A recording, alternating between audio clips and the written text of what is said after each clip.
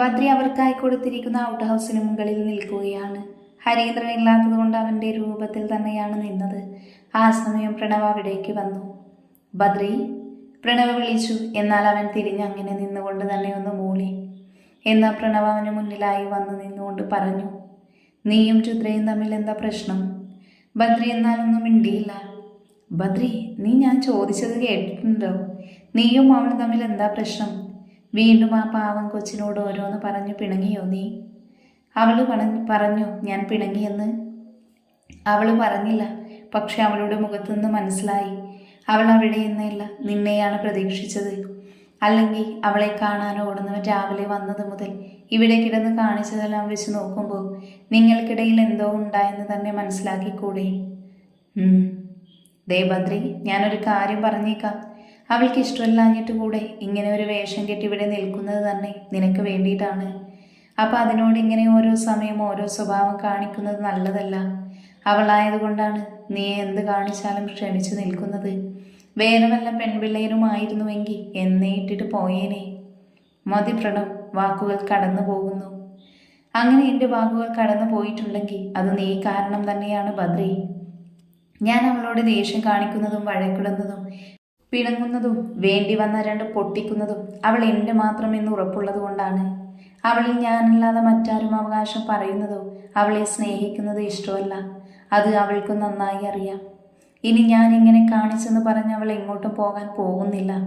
പോയാലും തൂക്കിയെടുത്ത് കൊണ്ടുവരാനായി ബദ്രിക്കറിയാം.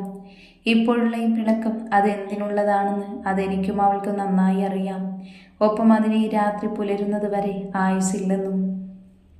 അത് കേട്ടതും പ്രണവ് മേപ്പോട്ട് നോക്കി എന്നിട്ട് പറഞ്ഞു, നിന്നോട് ചോദിക്കാൻ വന്ന എന്നെ വേണം തല്ലാൻ. ഒരുപാട് ഭ്രാന്തന്മാരെ കണ്ടിട്ടുണ്ട്, ഇതുപോലൊരു ഭ്രാന്തനെ ആദ്യമായാണ് കാണുന്നത്. അത്രയും പറഞ്ഞിട്ട് ബദ്രിയെ നോക്കി പറഞ്ഞു, സിദ്ധു താഴെ നിൽപ്പുണ്ട്, പോകണ്ടേ നമുക്ക്? അതിനതേന്ന് മൂളിക്കൊണ്ട് ബദ്രി അവന് പിന്നാലെ ചെന്നു.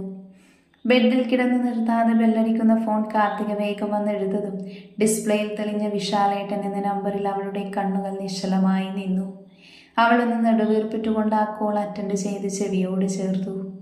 ഹലോ, ഈ സമയം ഞാൻ വിളിച്ചത് ബുദ്ധിമുട്ടായോ കാർത്തികയ്ക്ക്?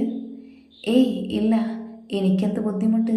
ഇന്ന് ഞാൻ ജീവനോടെ ഇത്രയും സന്തോഷത്തോടെ ഇവിടെ എൻ്റെ വീട്ടിൽ ഉണ്ടെങ്കിൽ അതിന് കാരണം തന്നെ ഏട്ടനല്ലേ. ഏട്ടൻ തന്നെ ദാനമാണ് ഇപ്പോഴുള്ള എൻ്റെ ജീവിതം. അന്ന് ഏട്ടൻ വന്നില്ലായിരുന്നുവെങ്കിൽ ഞാനിന്ന് ജീവനോടെ പോലും കാണില്ലായിരുന്നു. എൻ്റെ നീതുവിനെ പോലെ ഞാനും. അപ്പോഴേക്കും അവളുടെ കണ്ണുകൾ ഈറനണിഞ്ഞിരുന്നു. ഡോ, താൻ എന്താ കരയുക? തന്നോട് ഞാൻ പറഞ്ഞതല്ലേ അതൊന്നോർത്ത് സങ്കടപ്പെടരുതെന്ന്. കഴിഞ്ഞത് കഴിഞ്ഞു, ഇനി മുന്നോട്ടുള്ള ജീവിതം മാത്രം നോക്കിയാൽ മതി. ഇപ്പോൾ ഓക്കെ ആയോ താൻ? ഓക്കെ ആയി. പെട്ടെന്ന് അവളെ ഓർമ്മ വന്നപ്പോൾ അറിയാതെ കണ്ണ് നിറഞ്ഞു പോയി. അതൊക്കെ പോട്ടെ, നാളത്തെ ദിവസം അറിയാലോ, സൺഡേ ആണ്. നീതുവിൻ്റെ ഓർഫനേജ് പോകാമെന്ന് താൻ എന്നോട് ചോദിച്ചില്ലേ ആ ദിവസം? ഓർമ്മയുണ്ട്. അപ്പം എങ്ങനെ, രാവിലെ പോകുമല്ലേ? പിന്നെ ഞാൻ റെഡിയായി എവിടെ വരണം? താൻ റെഡിയായി ഒരിടത്തും വരണ്ട, ഞാൻ അവിടെ വന്ന് കൂട്ടിക്കോളാം. വിജിത്തിനോടും വരുണിനോടും തന്നെ കൂട്ടി നീതുവിൻ്റെ ഓർഫനിൽ പോകുന്ന കാര്യം ഞാൻ പറഞ്ഞിരുന്നു.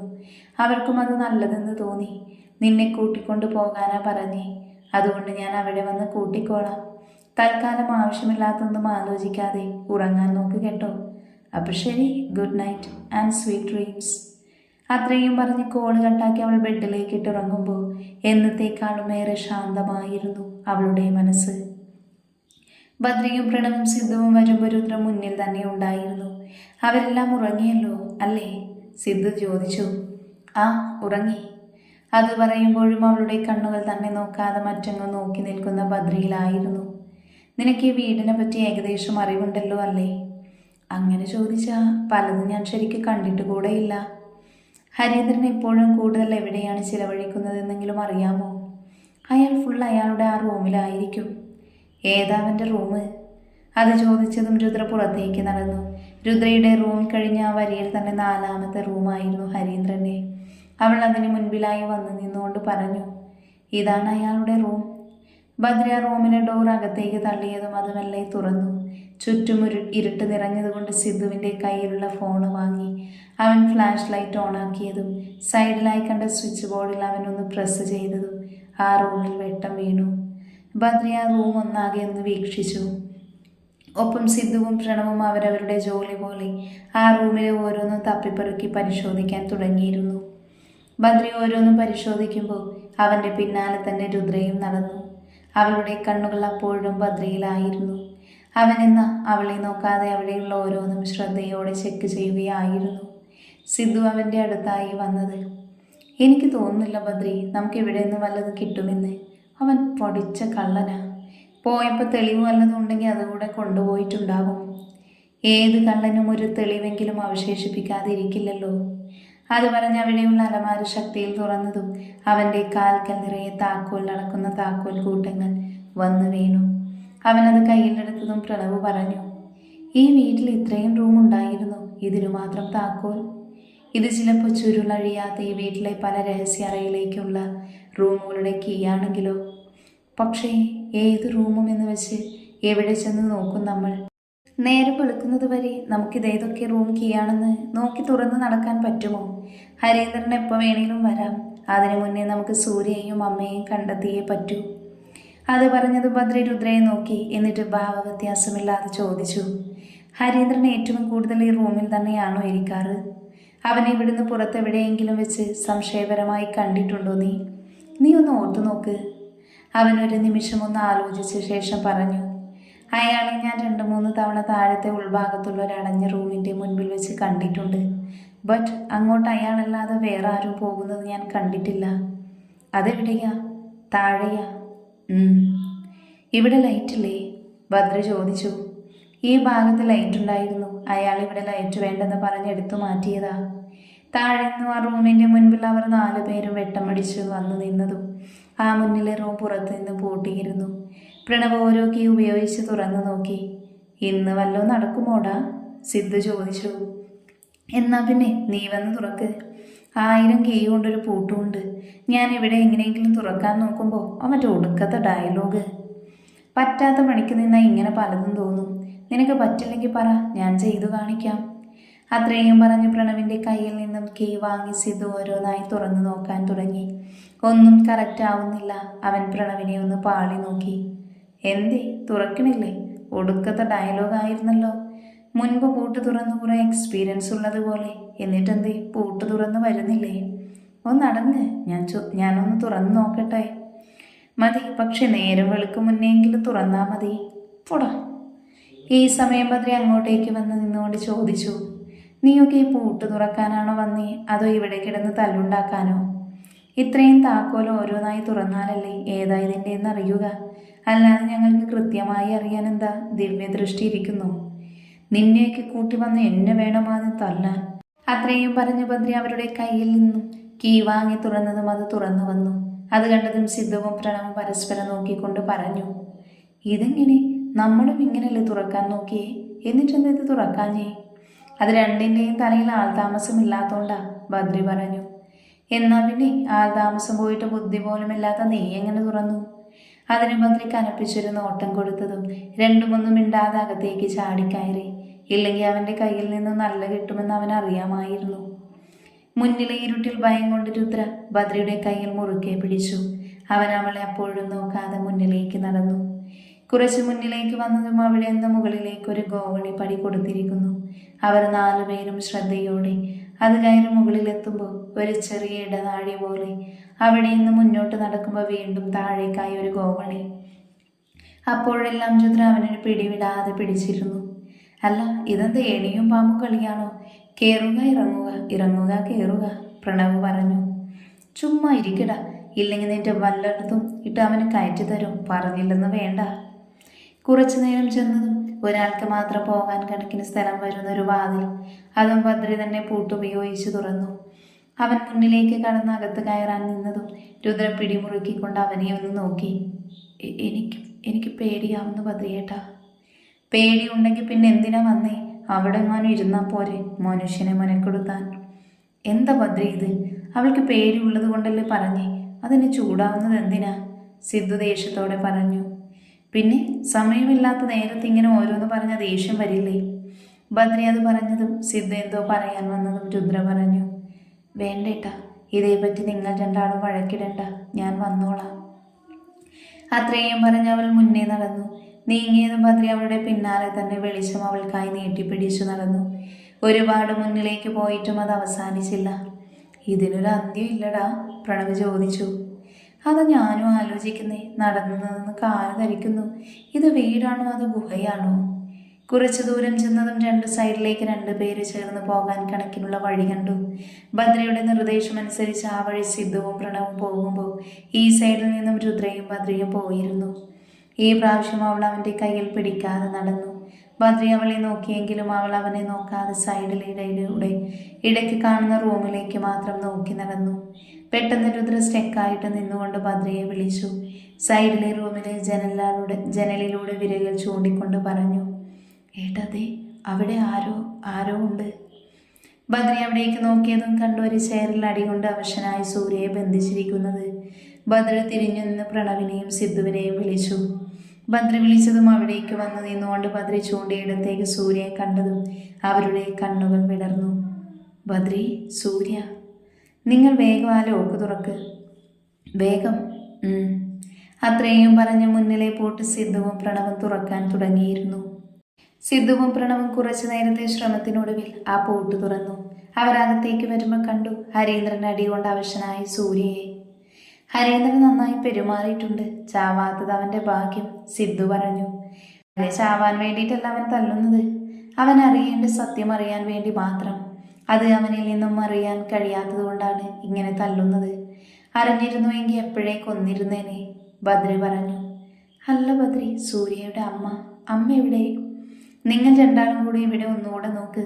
അപ്പോഴേക്കും ഞാൻ ഇവനെ ഉണർത്താൻ പറ്റുമോ എന്ന് നോക്കട്ടെ. അത്രയും പറഞ്ഞ് ഭദ്രി അവൻ്റെ മുന്നിലായി കിടന്ന് ചെയറിലിരുന്നു. ഭദ്രി അവനെ തട്ടി വിളിച്ചു. എവിടെ? ആൾക്കൊരു അനക്കവുമില്ല.